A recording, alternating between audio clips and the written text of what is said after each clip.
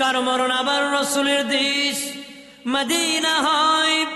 এজন্য আমিরুল মুমিনিন খলিফাতুল মুসলিমিন ওমর ইবনুল খাত্তাব রাদিয়াল্লাহু তাআলা আনহু দোয়া করেছিলেন, আল্লাহ আমার রাসূলের দেশ মদিনায় আমার মরণ দিও, আমার রাসূলের দেশ মদিনায় আমার মরণ দিও গো মালিক।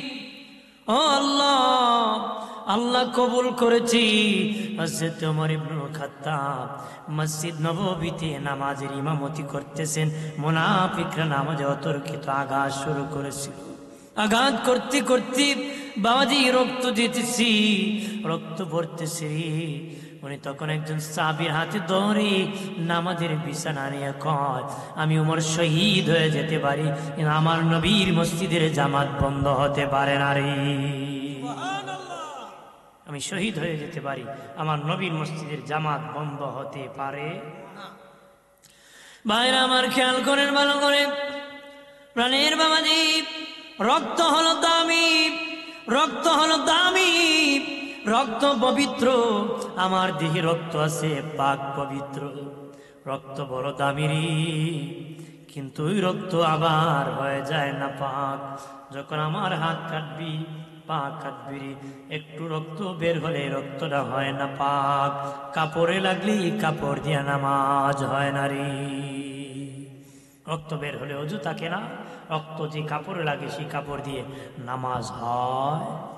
কথা হয় না আমার বানের বাবাজি, খেয়াল করেন, একটু এক ফোঁটা রক্ত বের হয়েছি, অজু ভেঙে গিয়েছি, রক্ত না পাক হোক বাবা না পাক, কিন্তু কলস ভর্তি রক্ত বের হলেও নাপাক হয় না রে। কলস কলস ভর্তি যদি রক্ত বের হয়, জঙ্গে শহীদ যারা শাহাদাত বরণ করে যুদ্ধের মাঠে, তাদের কলস ভর্তি রক্ত বের হলো, সেই রক্ত পাক পবিত্র। যে জামার মধ্যে লাগবে সেই জামা খোলা হারাম, সেই রক্ত সহ দাফন করা ইসলামের বিধান। সুবহানাল্লাহ বলি। এই রক্ত সহ দাফন করা কি? এই রক্ত সহ দাফন করা ইসলামের বিধান, শরীয়তের বিধান বাবা। ওই রক্ত পবিত্র। হাসরের মাটি আল্লাহ বলবেন, তোরা কারা? আমার হুঙ্কারে নবীরা কাঁপি, তর তর করে কাঁপতেছি, সব উম্মতে মুহাম্মদী, সব নবীর উম্মত তর তর করে কাঁপতেছি, তোরা কারা রে? আজকে আমার থেকে এইভাবে না জিজ্ঞেস করে জান্নাতে যেতেছে। তারা বলবে শহীদ, আমরা হলাম শহীদ। আল্লাহ বলেন প্রমাণ কি? বলবে এই দেখেন কিতাবে এসে তাদের জামা লাড়া দিবে, আর কইব দেখেন রক্ত দেহে আছে, কাপড়ে লেগে আছে, নাড়তে দেরি। দিনের নবী বলেন তাজা তাজা রক্ত জমিনে পড়তে দেরি হবে না রে। আর জোরে কর, তাজা তাজা রক্ত জমিনে পড়তে দেরি হবে না। এই জন্য বাবাজি দোয়া করবেন, আল্লাহ ও মালিক শাহাদাতের মর্যাদা দিও। আল্লাহু আকবার বলেন না। আল্লাহ গো, হজ করতে যদি যেতে পারি, নবীর দেশ মদিনায় আমার মরণ দিও। নবীর দেশে যদি মরণ হয়, কিয়ামত পর্যন্ত কবরের আযাব মাফ হয়ে যাবে। হাসরের মাঠ যেদিন কায়েম হবে রে, সেদিন নবীর সাথে দাঁড়ানো যাবে, নবীর সাথে ময়দানে হাসরে দাঁড়ানো যাবে। ইমাম মালিক রহমতুল্লাহ আলাইহি কত বড় আশিক ছিল রে বাবাজি, যায় না রে। হজের মৌসুমে এসে গেছে, নবীর দেশ থেকে যায় না, আরাফার মাঠে যায় না। আল্লাহ ও মালিক, আমি ইমাম মালিক নবীর দেশে মরতে চাই, আমি আবার আরাফায় গেলে যদি মরণ হয়, নবীর দেশে তো মরণ হলো না। সেন্ট্রেল পর্যন্ত ইমাম মালিক রসুলের দেশে পা দিতেন না রে। কেন দিতেন না? বলতেন যে আমি যদি সেন্ট্রেল পায়ে দিয়ে হাঁটি, আর আমার দিনের নবী এই রাস্তা দিয়ে হাঁটিয়ে যদি পা রেখেছেন, আমার জুতা যদি এই জায়গায় লাগে, আমি ইমাম মালিকের বেয়াদবি হয়ে যাবে। এই জন্য ইমাম মালিক যত ঠান্ডা হোক, যত গরম হোক, বাবাজি জুতা পায়ে দিয়ে হাঁটতেন না রে। আল্লাহু আকবার বলেন না।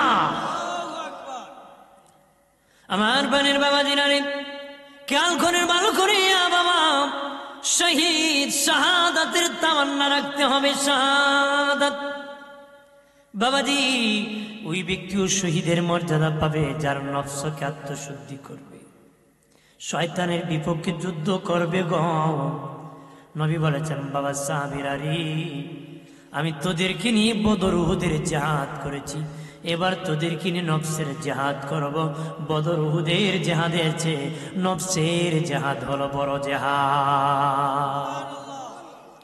আরে প্রাণের বাবাজি, কাফেরদের বিপক্ষে জিহাদ করেছেন শহীদ। বাবাজি, যারা শয়তানের বিপক্ষে জিহাদ করবে তাদেরকেও শাহাদাতের মর্যাদা দেওয়া হবে। তারা শহীদ না, শহীদের মর্যাদা দেওয়া হবে। শহীদ যেই জায়গায় থাকবে তারাও সেই জায়গায় থাকবে। সুবহানাল্লাহ কইবেন না? জোরে কা। শহীদ যেখানে থাকবে তারাও সেখানে, অর্থাৎ শাহাদাতের মর্যাদা দেওয়া হবে। প্রধানমন্ত্রী যে কার্যালয়ে থাকে অনেক লোক থাকে, প্রধানমন্ত্রীর যে পাহারাদার থাকে তারারও এই মর্যাদাই রাখা হয়। কথা হয় না? এই পাহারা এরিয়ার ভিতরেই তারা থাকে। মারহাবা বলে। আমার বানের বাবা দিনানি খেয়াল করেন ভালো করিয়া বাবা, এই জন্য শাহাদাতের তামান্না রাখবো, ইন্তিকালের ভালো মরণের আশা করব। নবী বলেছেন, জিহাদে যাবা, খেয়ে যাবা যুদ্ধি। বাপ বলে আমিও যাব, ছেলে বলে আমিও যাব রে। বাবা ছেলে দুইজনই বলে যাবি, দুইজন রাজি হয়ে গেছে জিহাদের মাঠে যাবে। নবী বলেন, একজন যেতে হবে, দুইজন যাওয়া যাবে না। তোমরা সিদ্ধান্ত গ্রহণ করো কে যাবে। তখন বাপ ছেলে রেখো, বাবা তুমি যাও, বাড়ি চলে যাও, আমি জিহাদে যাই, জান্নাতে চলে যাই। বাপ ছেলে রেখো, ছেলেরই তোর এখন যৌবন বয়স শক্তি, বাড়ি যা, আমি বুড়া হয়ে গেছি, শহীদ হয়ে আমি জান্নাতে চলে যাই। নারী আসিয়া বলে, নবীজি, ও মায়ের নবী, আমার বড় শখ, আমি শহীদের মা হব গো নবীজি, আমার ছেলেকে কি যুদ্ধের মাঠে নিবেন না? ছেলে, বাবাজি ছোট্ট হারে সাবি, ছোট্ট। নবী বলেন, তুমি ছোট্ট যাওয়া যাবে না, এত ছোট তরবারি ঘোরাতে পারে না বাবা, ছোট্ট তরবারি ঘোরাতে পারে না। তারপর তার আবদার রাখতে দিনের নবী জিহাদের মাঠে হারে সাহাবীকে নিয়ে যুদ্ধের মাঠে গিয়েছেন, জিহাদ করেছে সাহাবী। এত ছোট্ট তরবারির সমান সেই সাহাবী নিজের তরবারি দ্বারা নিজের দেহে আঘাত লেগে গেছে, কাফিরকে মারতে চেয়েছে, ঘোড়ায় নিজের দেহে লেগে রক্ত যেতে যেতে ওই সাহাবী ইন্তেকাল, হারে সাহাবী ইন্তেকাল করেছে। বাড়ি মানুষ ফিরতেছি, আর রাস্তায় জিহাদের শেষে বাবা কারো মা দাঁড়ায়, কারো বাপ দাঁড়ায়, কারো বিবি দাঁড়ায়, কারো সন্তান দাঁড়ায়। খবর নিয়ে দেখি আমার সন্তান কি শহীদ হয়ে গেছে না গাজী হয়ে এসেছি। আর সাহাবীর মা রাস্তায় দাঁড়িয়ে আছি, দেখি আমার ছেলের খবর কিরে। একজন বলে তোমার ছেলে শহীদ, আরেকজন বলে শহীদ এত সোজা নয়, তোমার ছেলে আত্মহত্যা করেছে, শহীদ হয় না, নিজের তরবারির আঘাতে নিজে মারা গেছে। অনেকে বলে নবী নিষেধ করেছিল তারপরও গিয়েছে, নবীকে রাজি করে গিয়েছে। কিভাবে গিয়েছে এইভাবে তারা বলতেছে। মাইকে ধরতেছে কেন? মুরসাও নাকি? ধরে না, বিটি করে কেন ধরে না, এইভাবে সাথে দোষী পরে সাল্লাল্লাহু আলা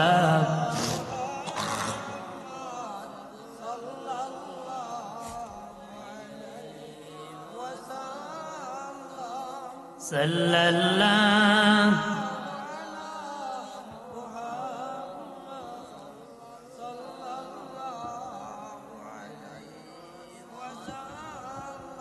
আমার বানের বাবা দিনারে খেয়াল করেন ভালো করিয়া। কেউ বলে তোমার ছেলে শহীদ, কেউ বলে শহীদ হয় তো সোজা নয়। তখনই মহিলা শুনিয়া তিনি নবীর দরবারে যাইয়া হাও মাও করে কান্না করতেছে, বলে নবীজি এই দেখেন চোখের পানি, আপনি বলে দেন আমার ছেলে শহীদ হয়েছে না জাহান্নামী হয়ে গেছে। নবী গো, আমার ছেলে কি জান্নাতি না জাহান্নামী? মেহেরবানি করে এই মুহূর্তে বলে দেন। যদি বলেন জান্নাতি, আপনার সামনে চোখের পানি মুছে ফেলবো, আর কান্না করব না গো। নবীজি যদি বলেন শহীদ হয় নাই, জাহান্নামী হয়ে গেছে, এমন কান্না দিব জীবন শেষ হয়ে যাবে, কান্না শেষ করব না গো। দিনে নবী বলেন মা বাড়ি যাও, বাড়ি যাও, তোমার ছেলে হারেস আল্লাহর জান্নাতে ঘোরাঘুরি করতেছি।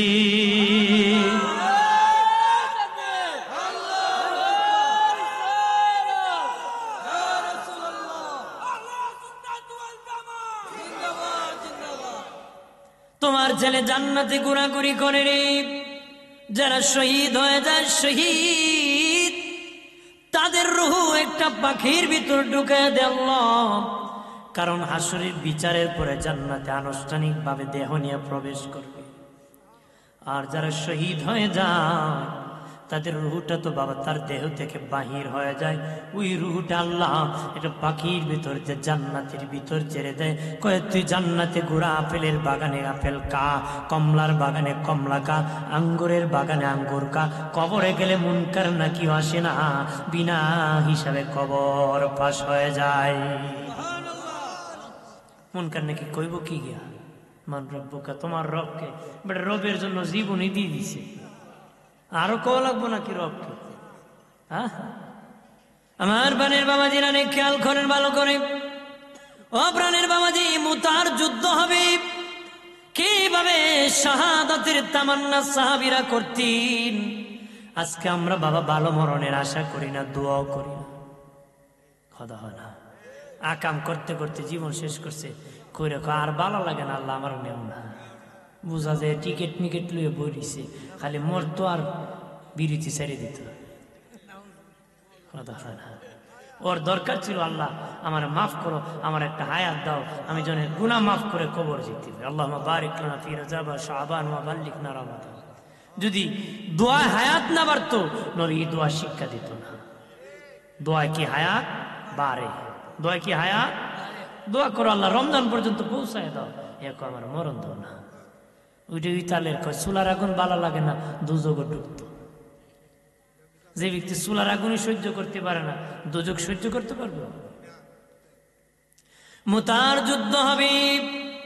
মুতার প্রান্তরে নবীজি বললেন সেনাপতি বানাবো আমার পালক পুত্র যায়েদ। প্রথম সেনাপতি, দ্বিতীয় সেনাপতি জাফর ইবনে আবু তালেব, তৃতীয় সেনাপতি আব্দুল্লাহ ইবনে রাওয়াহা। নবীজি তিনজনকে সেনাপতি বানালেন। বানানোর পরে বললেন তোমরা তিনজন শহীদ হয়ে গেলে যাকে খুশি তারে তোমরা সেনাপতি বানাবারি। আস্তে করে সুবহানাল্লাহ। যেই যুদ্ধে নবীজি একজন সেনাপতি বানান, এই যুদ্ধে বাবাজি প্রথম সেনাপতি শহীদ হয় না, সহি সালামতে ফিরে আসে। যে যুদ্ধে দুইজন সেনাপতি বানাতেন, প্রথম জন শহীদ হয়ে যেতেন। যে যুদ্ধে তিনজন বানাতেন, প্রথম দুইজন শহীদ হয়ে যেতেন। কিন্তু এই মুতার যুদ্ধে জিহাদের জন্য নবী তিনজন বানায় আবার বলেছেন তোমরা যাকে খুশি তারে তোমরা সেনাপতি বানাবা। তার মানে নবী বুঝাইছে তিনজন শহীদ হয়ে যাবে। তারা জানে শাহাদাত শহীদ হয়ে যাবে। নবী বললেন হে যায়েদ তুমি বিদায় নাও, তাড়াতাড়ি বিদায় নাও। জাফর ইবনে আবু তালেব তুমি বিদায় নাও।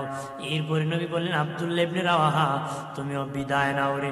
যায়েদ বলে নবীজি আমি তো আপনার পালক পুত্র নবী, আপনি তো আমার বিদায় দিতেছেন, আর আমার মা আয়েশা তো শুনতেছেন, আমার তো আর কারো বিদায় নেওয়ার নাই। খারাপ করতেছে নাকি? আর কয়েক মিনিট কইব। আমার জায়েদ বলতেছে আমার তো আর কার বিদায় নেওয়া। আমি বসে থাকি মসজিদ নববীর আদালতে। জাফর বিন আবু তালেব বাড়ি গিয়েছে, বিদায় নিবে। ছেলে মেয়ে আছে, ডাক দেয়া কয় বিবি বিদায় দাও, চলে যেতেছি। কোথায় যাবা? মুতার প্রান্তরে জাহাদ হবে, আমি শহীদ হয়ে যাব। ও বিবি বিদায় দাও। বিবি বলে স্বামী বিদায় দিলাম। ছেলেরা পিছনে কান্দে, বাবা বাবা বলে কান্দতেছে। হযরত জাফর বিন আবু তালেব পিছনে একবার তাকান নাই। ছেলেরা বিবিরা কান্না করছে, কিন্তু পিছনে একবারও ঘুরে তাকান কেন? নবীর মহব্বত বেশি। নবীর ভালোবাসা কি?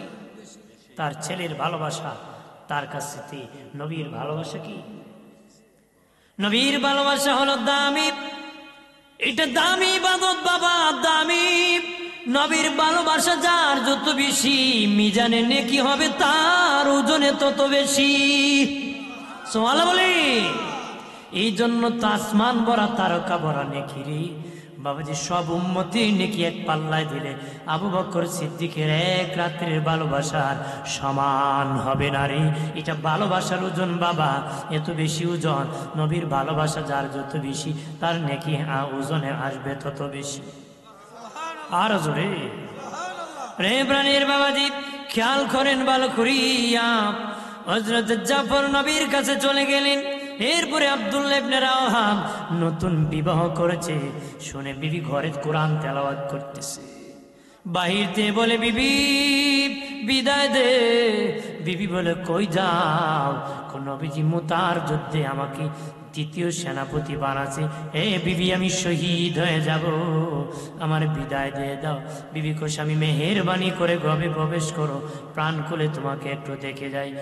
হযরত বাবাজি আব্দুল্লাহ ইবনে রাওয়াহা বলে, বিবি তুমি অনেক সুন্দর বিবি, আমি ঘরে প্রবেশ করলে তোমাকে দেখলে আমার মায়া লেগে যাবে, আমি যেতে পারবো না রে বিবি, আমি ঘরে প্রবেশ করবো না। বিবি বলে, আমি কোনো প্রেম নিবেদন করব না, একটু মেহেরবানি প্রবেশ করো বাবাজি।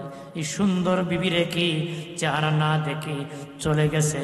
নবীর চেহারা দেখতে হবে আমার আগের বিবি রে। বিবি নবী ঘোষণা করেছে, আমি আর থাকতে পারবো না, চলে গেছি বাবাজি। যুদ্ধের মাঠে মুতার প্রান্তরে যুদ্ধ করতে করতে দয়াল নবীর পালক পুত্র হযরত জায়েদ শহীদ হয়ে গেছে। নবী মদিনায় থেকে বলে, আমার জায়েদ শহীদ হয়ে গেছে, চলো রে সাহাবীরা জায়েদের জন্য জানাজা পড়ব রে। বাবাজি কিছুক্ষণ পরে নবী বলেন, জাফর বিন আবু তালিব বাবা জিহাদ করতেছি, জিহাদের পতাকা তার হাতের মধ্যে আছে। যুদ্ধের মাঠে জাফরি ডান হাতের মধ্যে বাবা, বাম হাতের মধ্যে বাবা পতাকা ছিল। তার ডান হাতটা কেটে দিয়েছি, বাম হাতটাও কেটে দিয়েছি রে। পা দিয়ে চাপ দিয়ে ধরছে জাফর বিন আবু তালেবের পাটাও কেটে দিয়েছি। এরপরে জাফর বিন আবু তালেব দাঁত দিয়া কামড় দিয়া বাবা এই পতাকা তুলে ধরেছি, আমি মরে যাব, নবীর এই পতাকা জমিনে পড়তে দিব না রে। জোরে বলি, জমিনে পড়তে দিব না, মাটিতে পড়তে দিব না রে। এইভাবে ধরে রাখছে। তারপরে তার মাথা থেকে গর্দান আলাদা করে দিয়েছে। এরপরে কাফন মেরে ধরে রাখছে জাফর বিন আবু তালেব। একজনকে আব্দুল্লাহ ইবনে রাওয়াহাকে বলে, রে আব্দুল্লাহ ইবনে রাওয়াহা, জাফর বিন আবু তালেব শহীদ হয়ে গেছি, যাও এবার তুমি সেনাপতি, তুমি যে পতাকা গ্রহণ করো। আব্দুল্লাহ ইবনে রাওয়াহা বলি, আমি তাকে দেখি এখনো সেই পতাকা সোজা হয়ে আছে, মাথা দেহের থেকে আলাদা আছে, কিন্তু এখনো জিন্দা তার মাথা সেই পতাকা ধরে রাখছি। আব্দুল্লাহ ইবনে রাওয়াহা বলে, ও জাফর বিন আবু তালেব, আমার উপর ভরসা রাখো, ভয় করিও না, আমারও জীবন থাকতে নবীর পতাকা জমিনে পড়তে দিব না রে। আরো জোরে বলি, আমার দয়ালে নবী যেই দেশে ঘুমায়, বলো জিন্দা প্রেম যদি শিখবি রে মন, প্রেম যদি শিখবি রে মন, সব ছেড়ে চল মদিনায়, আইরে সব ছেড়ে মদিনায়, আমার দয়াল নবী যেই দেশে ঘুমায়, আমার জিন্দা তোরা দেখলে ছবি পাগল হবি, দেখলে ছবি পাগল হবি, কাঁদবে বসে নিরালায়, আইরে কাঁদবে বসে নিরালায় আমার দয়াল নবী যেই দেশে ঘুমায় আমার জিন্দা প্রেমে যদি শিখিবি রে মন, প্রেমে যদি শিখিবি রে মন, সব ছেড়ে চল মদিনায়, আইরে সব ছেড়ে চল মদিনায় আমার দয়াল নবী যেই দেশে ঘুমায় আমার জিন্দা। আল্লাহুম্মা সাল্লি আলা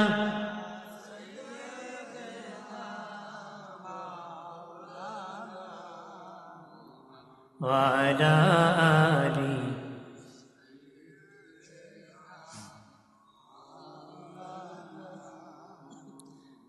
কিসের বড়াই করো রে মন, মাটির দেহ লইয়া,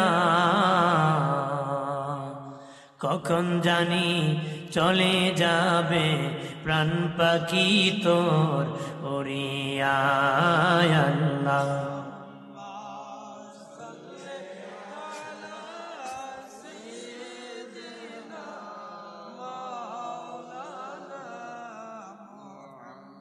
ওয়ালা আলি।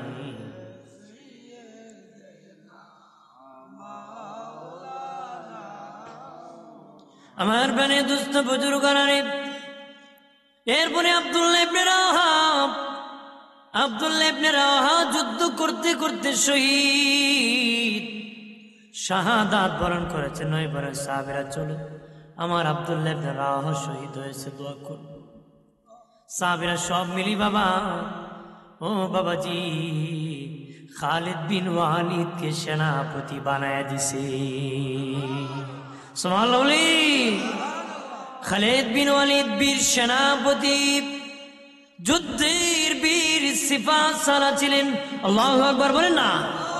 উনি জিহাদ করতেন, ওনার মাথায় যে মটকটা থাকতো, যে টুপিটা থাকতো, কিতাবে এসেছে এত বড় টুপি যেটার মধ্যে 22 কেজি আটা ধরতো।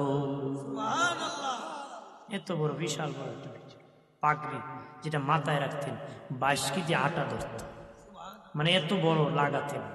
উনি ঘোড়ার পিঠে যখন যেতেন, কয়েক মাইল দূর থেকে বাবা মাটি তরতর করে কাঁপতরি, মাটির কাঁপন দিলে বুঝতো কাফেররা খালিদ বিন ওয়ালিদ আসতেছে। জিহাদের মাটি বাবাজি, লক্ষ হাজার হাজার হাজার হাজার লক্ষ শূন্য কাফের থাকলে উনি একাই বীরে ঢুকে যেতেন। কাউকে বলতেন না যে কয়েকজন আমরা ঢুকে শূন্য মোকাবেলা করব। খালিদ বিন ওয়ালিদ কাফেরদের মধ্যে একাই ঢুকে যেত বাবাজি। এখানে হঠাৎ করে একটা হাতি যদি ঢুকে যায়, অনুমতি নিবে না রে। মানুষ দুষ্টাদুষি করে কেউ মরবে, দৌড়াদৌড়ি কেউ হাতির নিচে পড়বে। ঠিক খালিদ বিন ওয়ালিদ জিহাদের মাঠে ঘোড়ার পিঠে যখন যুদ্ধের মাঠে প্রবেশ করতেন বাবাজি, শুনি কেউ কাফেররা দৌড় শুরু করতো, ডোসাডুসি করে পরে মরতো, কেউ মানুষের ধাক্কায় মরতো। খালিদ বিন ওয়ালিদের ঘোড়ার পায়ে ধাক্কায় মরে যেত। খালিদ বিন ওয়ালিদ কি সাহাবীরা বলেছিল, রে খালিদ, তোমার কি একটু ডর নাই, ভয় নাই? এত কাফেরের মধ্যে তুমি ঢুকে যাও। আল্লাহর এই নবীর সাহাবী খালিদ বিন ওয়ালিদ বলি, এরে বন্ধুরা, আল্লাহর ভয় আর ডর ছাড়া আমি খালেদের অন্তরে আর কার ভয় নাই রে। সুবহানাল্লাহ বলি। ওই খালিদ বিন ওয়ালিদকে যখন সেনাপতি বানানো হলো রে, তখন তিনি সামনের শূন্য পিছনে আনলেন, পিছনের শূন্য সামনে দিলেন, সামনের শূন্য পিছনে আনলেন, পিছনের শূন্য সামনে দিলেন। কাফেররা ভাবলো মদিনা থেকে মনে হয় আরো শূন্য আসতেছে, তারা ভয়েতে পলায় গেছে, মুতার যুদ্ধের বিজয় এসে গেছে।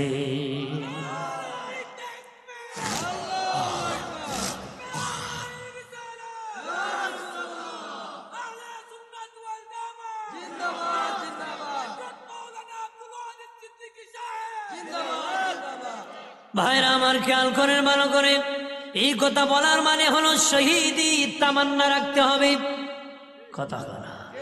তবে আমার দেশের বহু লোক শহীদ বলে বাবা, অথচ নিজে মারতে গেছে, মইরা ফিরে শহীদ হয়ে গেছে, কথা কোন ঠিক কিনা? নবী বলেন এরকম শহীদ হয় না, ও ইচ্ছে সুযোগ পায় না আর একজনকে মারতো, কি সুযোগ পাইছে না আরেকলে মারতো, এর আগে মরে গেছে গা, এ শহীদ হবে। শহীদ তো সস্তা না বাজি, যে কোনো জায়গায় স্বার্থের কারণে মইরা শহীদ হয়ে যাবে, মামুর বাড়ি নাকি, কথা খারাপ।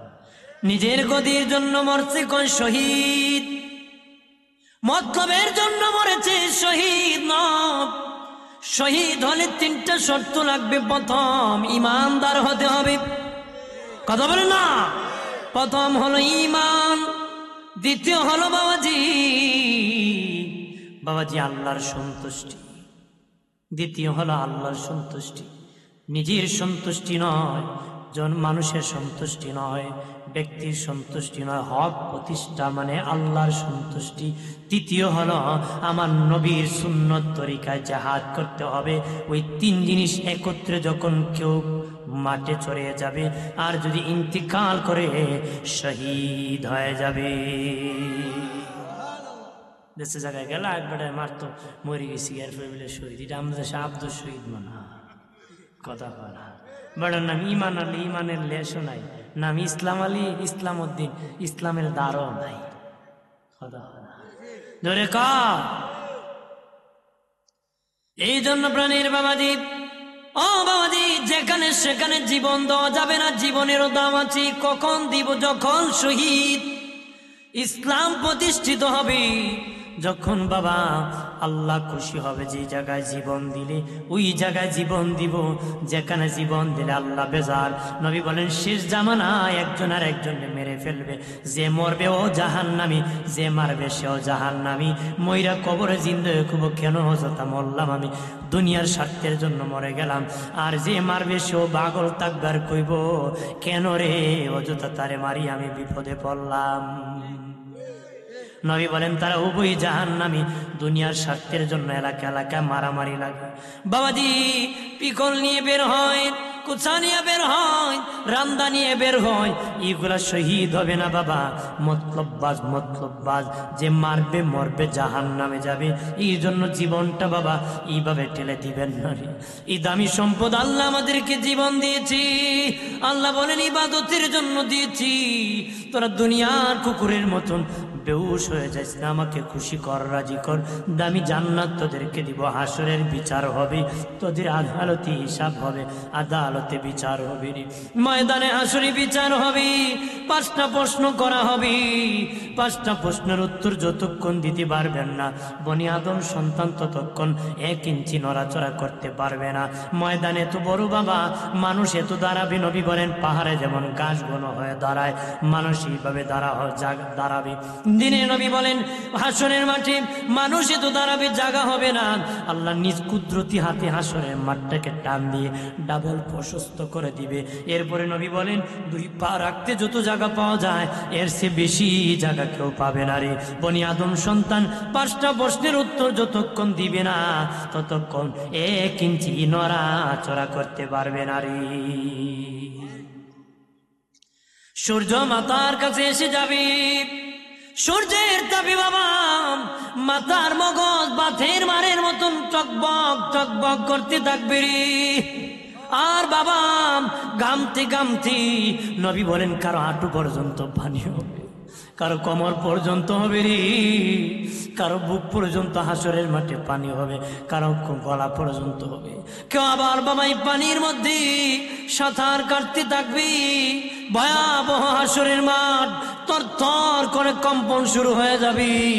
আল্লাহ বলেন, দিনের নবী বলেন যতক্ষণ 5টা প্রশ্নের উত্তর দিবে না ততক্ষণ বনি আদম সন্তান নড়াচড়ার ক্ষমতা নাই। 1 নম্বর তোমার জীবন কোন পথে চালাইছো তুমি হিসাব দাও।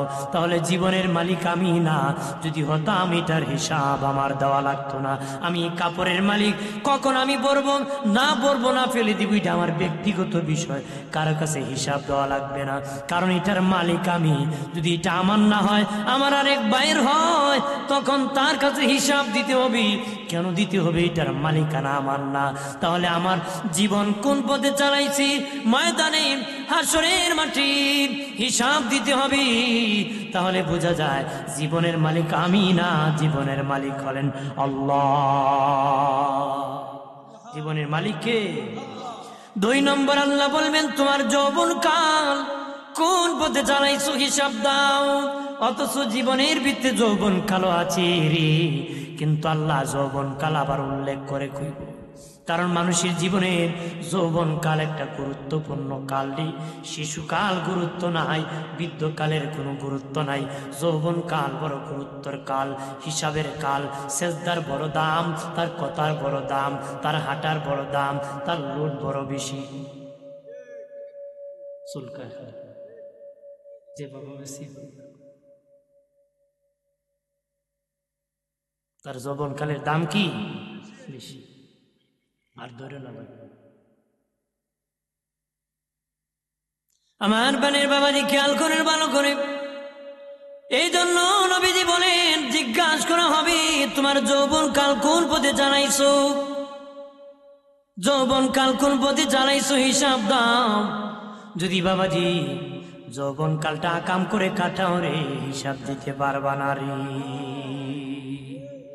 যৌবন কালে আকাম করলে হিসাব দেওয়া যাবে না। 3 নম্বরে আল্লাহ বলবেন হাসরের মাঠে প্রশ্ন করা হবে মালতে কামাই করছো হালাল পথে না হারাম। খাদা হারাম জিগাইতো না বড় কামার ফুলা কত টাকা কামাই করে ও রাত্রে লাখ লাখ টাকা। হাসরের মাঠে বুঝা দিব তুমি কত নম্বর সিরিয়ালের ফিতা। কথা মেডি আমার জামাই কত কামাই করে, যা চাই তাই পাই, বেনারসি আনারসি জর্জেট পাকিস্তানি সোনু পাউডার আলকাতা কত কিছু দেয়, কিন্তু জিজ্ঞেস করে না কই পাইলা। কথা জিজ্ঞেস করে না কি কই কই। আমার বানের বাবাজি খেয়াল করেন ভালো করে বাবা। ও দুস্থ বুজুর্গরা, আল্লাহ বলবেন মাল দিয়ে কামাই করেছো হালাল পথে না হারাম পথে, হিসাব দাও। যারা হারাম পথে করেছি তারা হিসাব দিতে পারবে না, যারা হারাম পথে করেছে দিতে পারবে না। হালাল পথে যারা করেছে তারা হিসাব দিতে হবে, হিসাব দিতে পারবে। এরপরে আল্লাহ 4 নম্বর বার আবার বলবে মাল দিয়ে খরচ করছো, যাত্রায় করছো না ওয়াজে করছো, গানে করছো না মসজিদে করছো, তুমি খারাপ মহিলা লাগাবাড়ি বাবিরে করছো না বউরে করছো। কথা কোন ঠিক কিনা? অনেক আছে বউরে শাড়ি দেয় না, আর এক বেড়ার বউরে দেয়। নিজের মারে কাপড় দেয় না, ধর্মের মার জন্য কাপড় নিয়ে যায়। নিজের বাপরে বাপ দেয় না, ধর্মের বাবার জন্য খাবার নিয়ে যায়। আছে না বন্ড বন্ড বদমাশ প্রতারক, যেই ব্যক্তি নিজের বাবারে খাবার দেয় না, আরেক বেড়ারে বাবা খুইয়ে খাবার নিয়ে যায়। ধর্মের বাবা ডাকে দাদা ডাকে, এটা হবে না বাবাজি। নিজের বাবারে আগে খাওয়াতে হবে, নিজের মারে আগে খাওয়াতে হবে। আরেক ব্যক্তির বউরে বোন ডেকে গিয়ে বায়াফ করে লাভ নয়, নিজের বউরে খাওয়ান। কথা হয় না? আপনারা বলেন ঘর বালা নাই মাহফিল বালা? কথা হয় না? দোকান বালা বাজার বালা না মাহফিল বালা?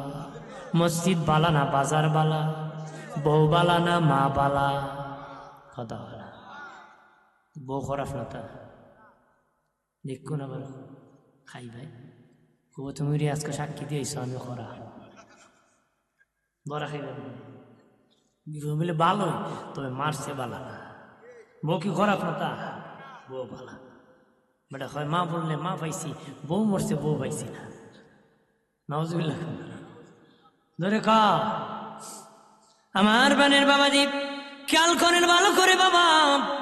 ও প্রাণের বাবাজি বলবেন মাল দিয়ে খরচ করেছো হালাল পথে না হারাম পথে, হিসাব দাও, হিসাব দাও।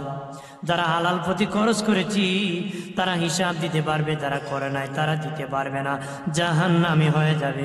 এরপর আল্লাহ বলবেন তুমি যা জেনেছিলে কতটুক পালন করেছিলে, যতটুক জেনেছিলে কতটুক পালন করেছিলে। আমরা জানি সুদ খাওয়া হারাম তারপরও খায়, ঘুষ খাওয়া হারাম জানে এরপরও খায়, নামাজ না পড়া কবিরা গুনাহ এরপরও পড়ে না বাবা, হজ ফরজ হলে হজ না করলে গুনাহ হয় এরপরও হজ করে না। কতক্ষণ ঠিক কিনা? দাড়ি কাটা কবিরা গুনাহ, কে না জানে তার বড় কাটে। মিথ্যা বলা কবিরা গুনাহ, কে না জানে তার বড় বলে। বাবাজি মিথ্যা বলে বাবা, জানে জানিও তারপরে গুনার কাজ করে।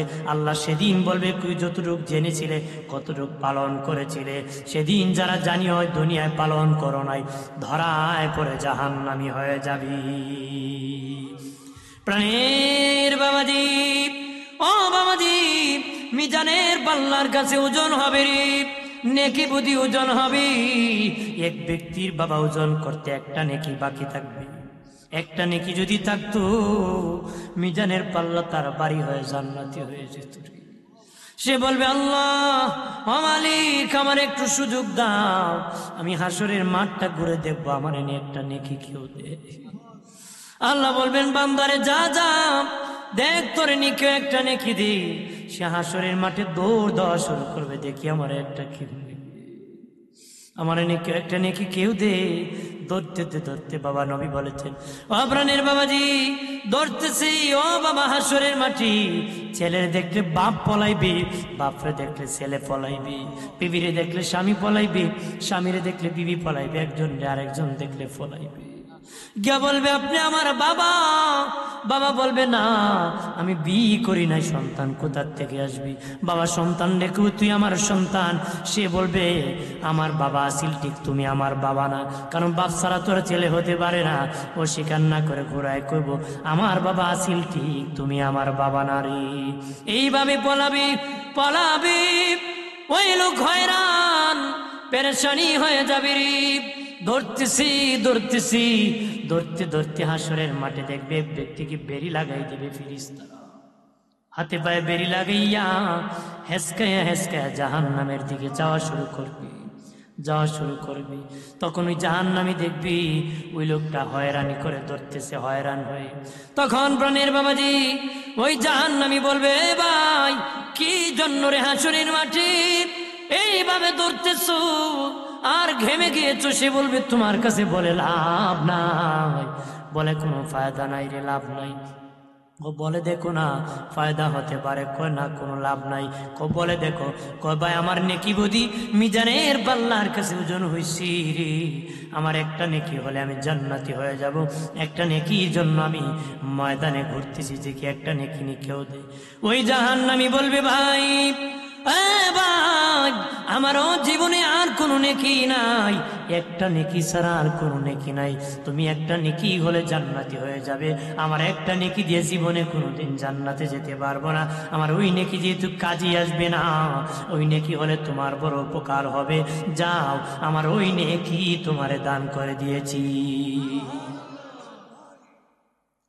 সে একটা নেকি নিয়ে আল্লাহর কাছে বলবে আল্লাহ, চিৎকার দেয়া বলে আল্লাহ, আর জবান খুলে বলি আল্লাহ, আর আওয়াজ করে বলি ইয়া রাসূলুল্লাহ।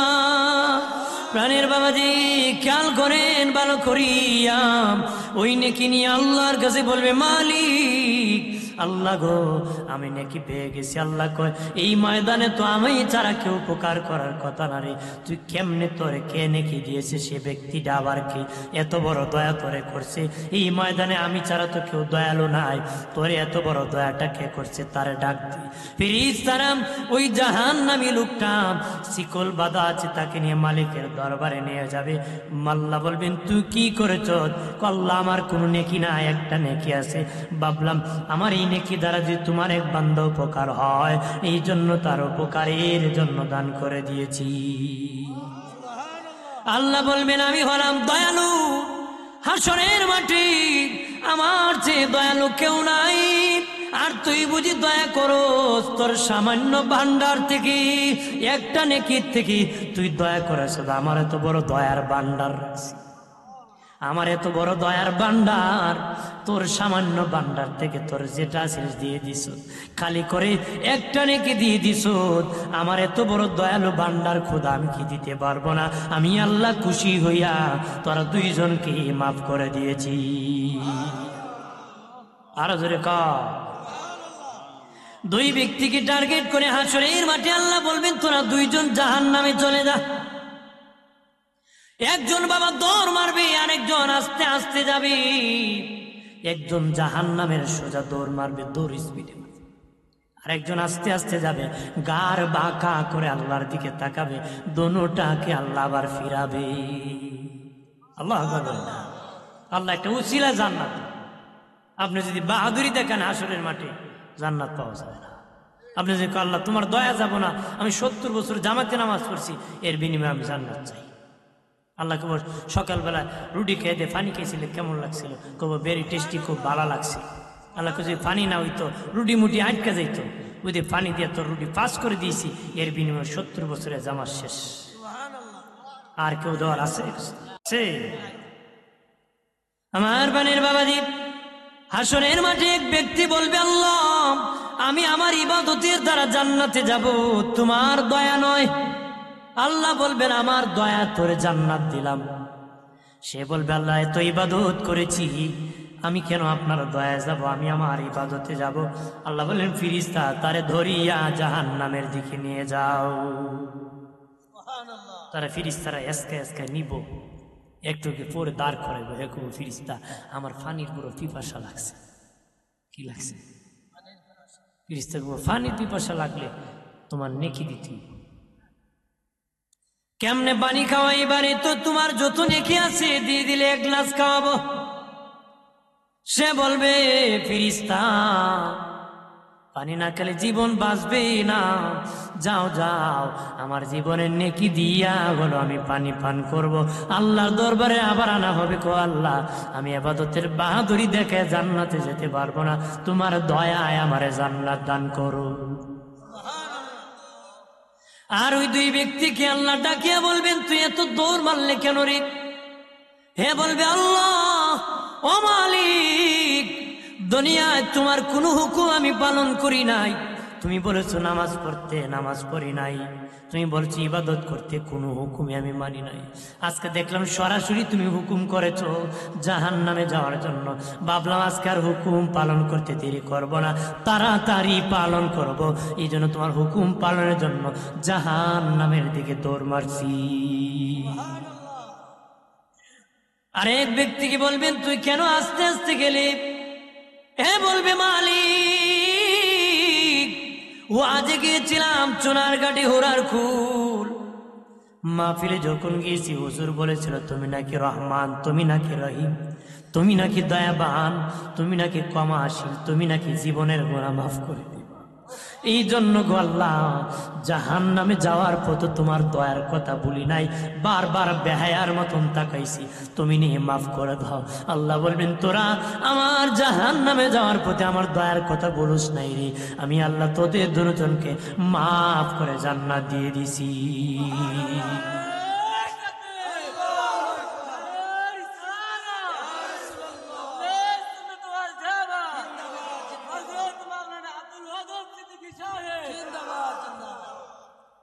হাসরের মাঠে ভয়াবহ হবে। ও প্রাণের বাবাজি, দল হবে 3টা। দল হবে বলেন কয়টা?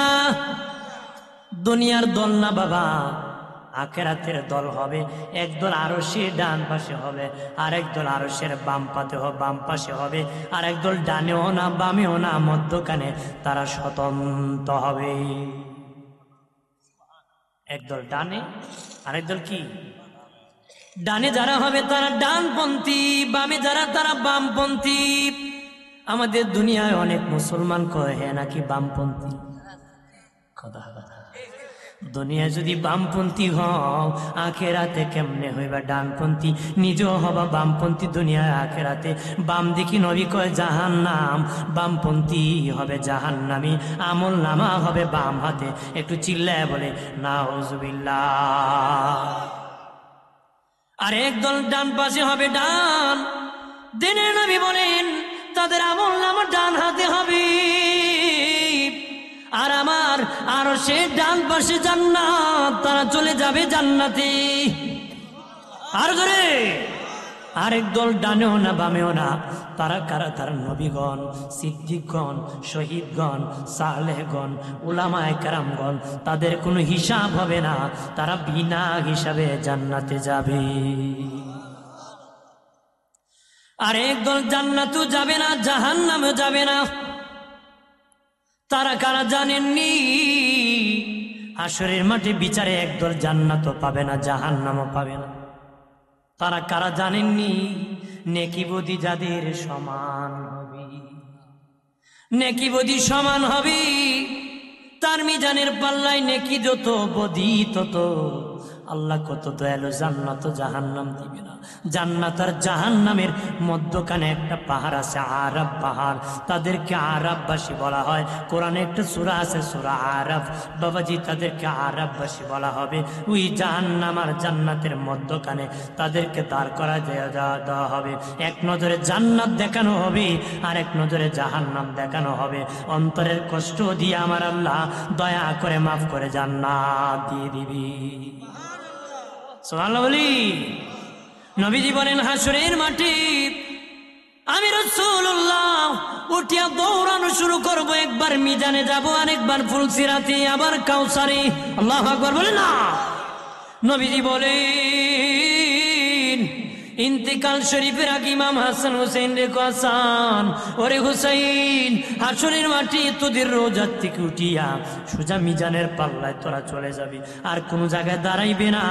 কারণ আমি রাসূলুল্লাহ মিজানের পাশে যাইতে যাইতে যদি ওজন হয়ে যায়, আমার উম্মত জাহান্নামী কেউ হয়ে যেতে পারে। ওজন নিয়ে যদি আমার উম্মতের বদির পাল্লা ভারী হয়ে যায়, নেকির পাল্লা হালকা হয়ে যায়, তামায় দিবা। ফেরেশতা না মানলে তোমরা দুই ভাই পাল্লায় উঠিয়া বসে থাকবে। আরো জোরে বলি, রে প্রাণের বাবাজি, অদুস্থ বুজুর্গরা, নবীজি দৌড়াইবেন। নবী কো আমি কাউসার খাওয়াবো আমার উম্মতকে। আল্লাহু আকবার বলেন না। আমি কাউসার খাওয়াবো। কাউসার কেমন হবে? নবী কো দুধের চেয়ে সাদা, মধুর চেয়ে মিষ্টি।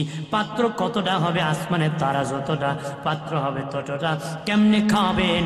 উমর ফারুক কাউসার পাত্রের মধ্যে ভরবেন, আবু বকরের হাতে ভরে দিবেন। সিদ্দিক আকবর নবী ভাই আমি রাসূলুল্লাহর কাছে, আবু বকর আমার হাতে দিবে, আমি নিজ হাতে উম্মতকে কাউসার খাওয়াবো। আর আমার উম্মত যদি জীবনে একবার কাউসার খেতে পারে রে, তার জীবনে 40 বছরে পানির পিপাসা হবে না। অন্য হাদিসে আসছে তার জীবনে কোনোদিন পানির পিপাসা হবে না রে। আর জোরে খা। নবীজি ময়দানে হাসরে সুপারিশ করে করে রে জান্নাতের ওয়াইটিং রুমের মধ্যে উম্মতকে বসায়া দিবেন। আর সব নবীরা কান্না করবো, আদম থেকে ঈসা কব, আল্লাহ হাসরের মাঠে শুইতে পারি না গো, আমরা তো পয়গাম্বর, আমরা তো তুমি এমনি জান্নাত দিবা, তাড়াতাড়ি দিয়ে দাও। আল্লাহ এমনি একটি কাগজ দিয়ে দিবে, যাও নোটিশ নিয়ে জান্নাতের দারোয়ান ফিরিস্তারে দিয়ে দাও। ফিরিস্তার কাছে দেওয়ার পরে তারা বলবে আর একজনের সিগনেচার বাকি আছে। তারা বলবে কে কে? উনি আখিরি নবী, উনি যতক্ষণ সিগনেচার করবে না তালা খোলা হবে না। তারা কব আল্লাহ নিজে করছে, আমরা পয়গাম্বর খোলো। তোমরা খুলে নাও, তালা তো ভিতরে মারা না, জান্নাতের তালা বাহিরে মারা। তখন বলবে ফিরিস্তা ওই তালার চাবি কই? ফিরিস্তারা বলবে তালার চাবি আখিরি নবী মুহাম্মদুর রাসূলুল্লাহর কাছে আছে।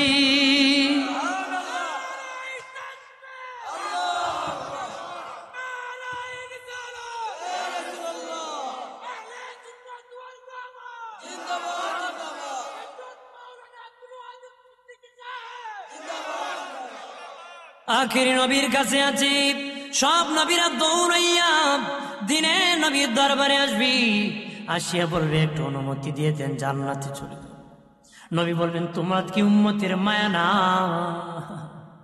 তোমরা তো কারো না কারো উম্মত আছে, 2 জন 10 জন 40 জন। মুসা নবীর 6 লক্ষ উম্মত।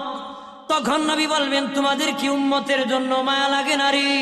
আল্লাহ নবী বলেন সাহাবীরা মুসার মতন পয়গাম্বর আর সে কুটির মধ্যে দইরা কইব আল্লাহ, বলবেন আমার মারে বাঁচাও, বলবেন আমার বাপরে বাঁচাও। মুসা নবীর মতন পয়গাম্বর বলবেন আল্লাহ আমার উম্মতরে বাঁচাও। নবী কে মুসার মতন জলিল কদর পয়গাম্বর খাম্বা ধরে খানবর কইব আল্লাহ আমারে বাঁচাও, আমারে বাঁচাও। আমি কুম আল্লাহ আমার উম্মতরে বাঁচাও। আমি সেদিন উম্মতের জন্য কানবো। আমার দয়ালে নবী কান্ডারি, আমার মায়ারে নবী সরওয়ারি, দয়া করো আমি দয়ার ভিখারি দয়া, বলেন না বলেন না।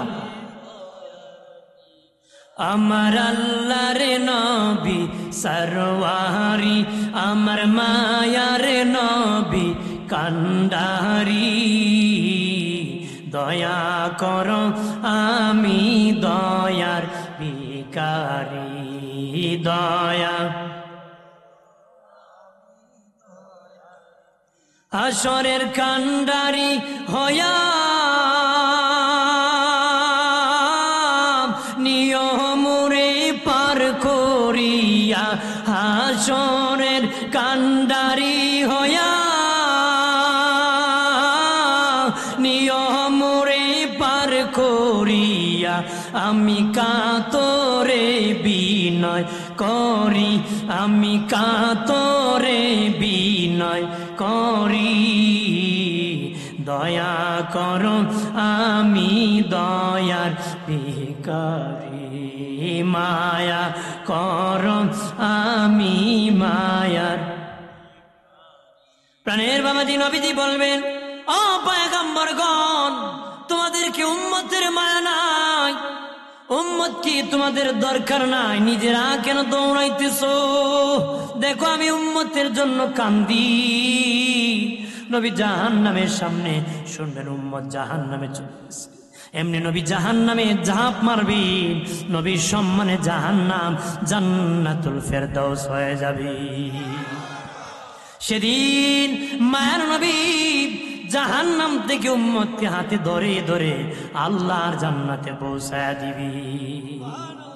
আরো জোরে বলি, হাসরের মাঠে ভয়াবহ বাবা, ভয়ঙ্কর হিসাব দিতে হবে। এক দলের হিসাব সহজ হবে, আরেক দলের হিসাব কঠিন হবে। শেষ কথা, এক দলের সহজ হবে, আরেক দলের সহজ হবে কাদের? যাদের নেকি বেশি গুনাহ কম। নেকি বেশি, নিজে জিজ্ঞান নেই, এই আমার আমল নামে গুনাহ বেশি না নেকি বেশি? আপনার অন্তর উত্তর দিবে। আরেকটা মন আছে, আরেকটা জবান আছে, আপনি বলবেন, বল আমার নেকি বেশি না গুনাহ বেশি? কইব, মুখে চাপাবাজি করে রাখি, কিন্তু উত্তর সঠিকটা ভিতর থেকে আইব, কব তুই বাটফা, কথা তুই পতারো, বলবে যেন যাদের নেকি বেশি গুনাহ কম তাদের হিসাব সহজ। কেন জানেন? আল্লাহ বলবেন, তোর গুনাহটাকেও আমি নেকি বানাই দিলাম। সুবহানাল্লাহ কইতেন না? গুনারও নেকি বানাইব, গুনারে, কারণ গুনাহ কম নেকি বেশি। কইতে পারেন এটা আবার কেমন? 1 মণ চিনি যদি কয়েক মণ পানিতে ঢালাও, যদি চাকনি দিয়া চাকাও, 100 গ্রাম আবর্জনা বাড়িত না? কথা হয় না? বাড়িত না? 100 গ্রাম আবর্জনা কেউ কিনে নিব?